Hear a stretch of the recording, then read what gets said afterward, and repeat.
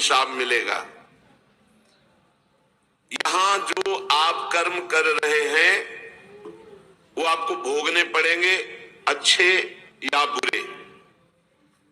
बिना भोग के ये नष्ट नहीं होते। एकमात्र उपाय है, जैसे आपको वकीलों के द्वारा प्रमाणित कर दिया गया कि यहां के वकील है चित्रगुप्त, पूरी सीन सहित आपकी चेष्टाओं को अंकित किया जाता है, वो आपके मन में है, आगे प्रसंग आएगा।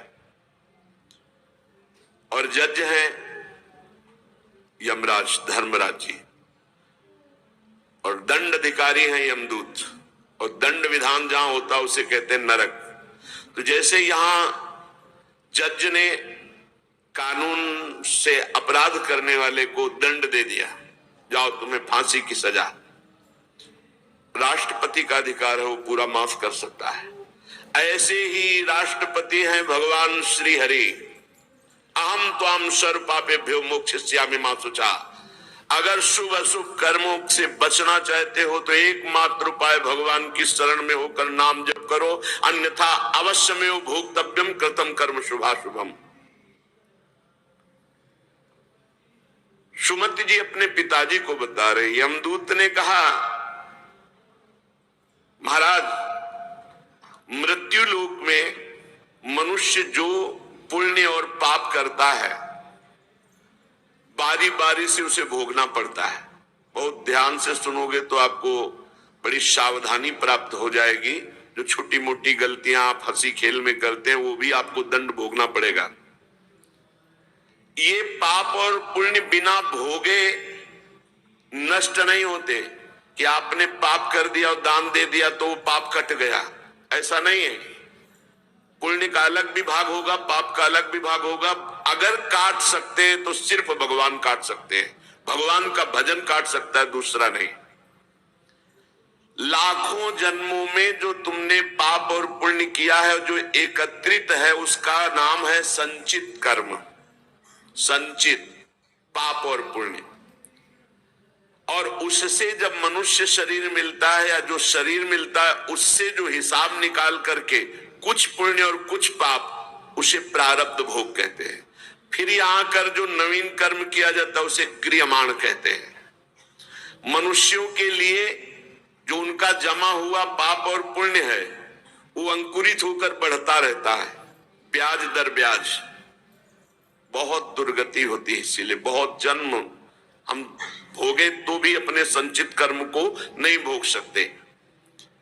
जैसे बीज मिट्टी और जल की आकांक्षा करता है तभी वो उत्तम वृक्ष रूप धारण करता है, ऐसे ही पाप और पुण्य उसे प्रेरित करके पुनः पाप करवाता है, प्रेरित करके पुण्य पुनः पुण्य करवाता है। अगर पाप कर्म में रहती है तो पाप पर पाप, पाप पर पाप, और ये एकत्रित होकर वृक्ष रूप होकर समय स्थान वो निश्चित करेगा। पाप तुम्हें कहां दंड देना है, समय स्थान। बुरी दशा आने के पहले बुद्धि बदली जाती है, उसकी बुद्धि बदल दी गई। आप ना आवे आप पर ताई तहां ले जाए, वो वहीं ले जाएगा, उसी स्थान पर मारा जाएगा, उसी स्थान पर जो दंड उसे मिलना मिलेगा। जैसे आपने छोटा पाप किया तो आपके चलते समय पैर में कांटा चुभेगा और दुख होगा। कांटा निकाला गया, थोड़ी दिन वहां दर्द रहा, खत्म हो गया, आपका पाप क्षय हो गया। छोटा पाप कोई, आगे बताया जाएगा कौन कौन से पाप से कैसे कैसे दंड मिलते हैं। अब अगर आपसे थोड़ा बड़ा पाप बना है तो वही पैर में लोहे की कील बनकर चुभेगा, कांटे की जगह लोहे की कील, अधिक दुख होगा। और बड़ा पाप बना है तो खजूर का कांटा, बड़ा कील, ऐसे आपके पैर में चुभ। बिना पाप कर्म के कहीं भी किसी को कोई भी दुख नहीं हो सकता। सिर में दर्द होना, आजीवन पूरे जीवन सिर का रोग हो गया कि वो दर्द ही होगा 2-4 दिन में, 10 दिन में। पाप का कारण। अपथ्य भोजन, सर्दी सहन न होना, गर्मी सहन न होना, हर समय हृदय जलते रहना पाप का लक्षण। भिन्न भिन्न पाप भिन्न भिन्न प्रकार के दुख देते हैं दीर्घ काल तक। शस्त्र और अग्नि आदि का भय ये पाप के कारण होता है। अनेक जन्मों के संचित पाप, कोई इसी जन्म के केवल नहीं है, वो केवल मंडराते रहते हैं आकाश में दंड देने के लिए, समय इंतजार करते हैं। जैसे नरक में पड़े हुए जीव तुम देख रहे हो, घोर पाप का फल भोग रहे, केवल दिखाया गया था नरक। जानते हो किस बात से? कल याद होगा, सुमति जी ने पानी पीने जाने वाली गौओं को वैश्य कुल में 7वें जन्म में जन्मे जब थे, तो उन्होंने उनको नहीं पीने दिया। इसके अपराध से उनको नरक दिखाया गया था। तो वो यमदूतों से प्रश्न करते जाते हैं और उनका उत्तर यमदूत देते जाते हैं। ये जो तुम देख रहे हो तड़पते हुए जीवों को नरक में, महापापी लोग हैं, अपने पाप का फल भोग रहे हैं। जब कोई पुण्यात्मा होता है तो स्वर्ग लोक में जाता है, देवताओं के साथ रहता है, गंधर्व उसका गुणगान करते हैं, अप्सराओं का नाना प्रकार से सुख उठाते हैं। और जब पुण्य भोग क्षीण हो जाता है तो फिर यहां आकर के मनुष्य लोक में अपने कर्मानुसार जन्म लेते हैं। राजन, ये जो तुमने पूछा कि किस किस पाप से पापियों को कौन कौन सा नरक में दंड मिलता है, वो मैं बतला रहा हूं।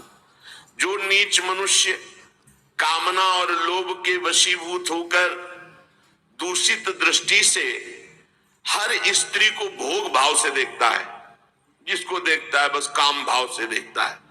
बोले जो दुष्ट दूषित भाव से माताओं बहनों को भोग दृष्टि से देखता है, तो यहां बड़ी बड़ी चोंच वाले वज्र के समान जिनकी चोंच ऐसे गिद्ध बार बार हजारों वर्ष उनकी आंखों को नोचते और खाते रहते, वो आंखें बार बार होती रहती हैं, बार बार निकालते। यही वहां है कि मरना नहीं है।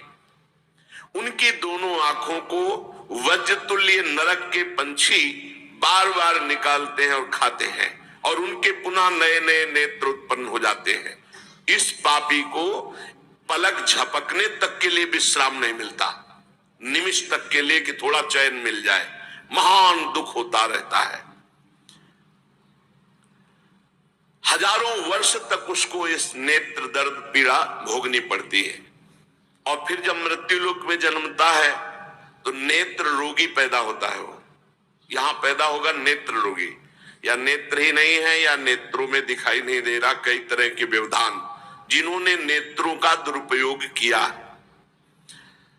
अब जिन लोगों ने, जिनको तुम देख रहे हो इनकी जबान काटी जाती, बार बार जबान नोची जाती है, ये वह लोग हैं जो शास्त्र का गलत उपदेश किए हैं, गलत अर्थ किए हैं, अपनी वासना की पूर्ति के लिए शास्त्र का गलत प्रयोग किए हैं।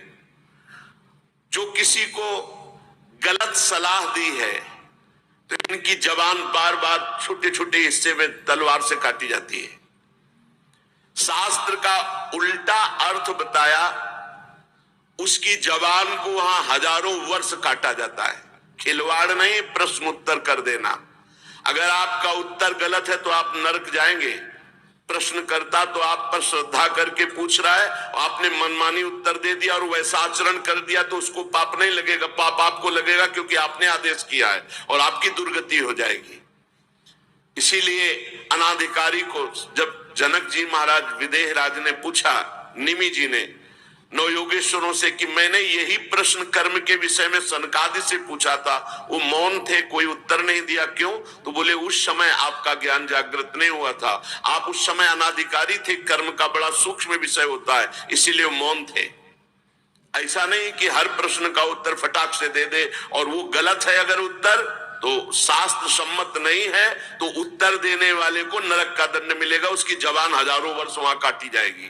जो शास्त्र का गलत अर्थ करता है, जो शास्त्र को अपनी वासना पूर्ति के लिए घुमा करके बोलता है, जो किसी को बुरी सलाह देता है, उसकी जबान यहां काटी जाती है, जो देख रहे हो।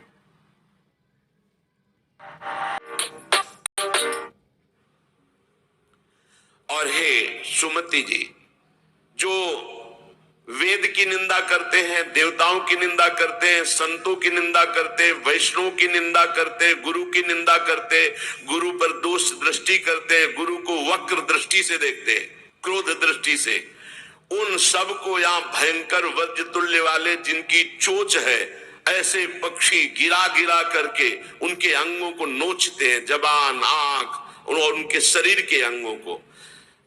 जितने निमेष तक उनके द्वारा ये जिह्वा जनित पाप हुआ है, उतने 1000 वर्ष तक उनको पक्षी नोचते हैं। जो नराधम बिना दोष के दो मित्रों में फूट डाल देते हैं, एक दूसरे की चुगली करके, पिता पुत्र स्वजन में भेद पैदा कर देते हैं, और जो पुरोहित, बहुत ध्यान देने योग्य बात, अनुष्ठान का संकल्प लेता है लेकिन अनुष्ठान पूर्ण नहीं करता, जजमान को क्या पता। जो पुरोहित जजमान से नियत संख्या ले ली धन और अनुष्ठान पूरा नहीं किया, या जो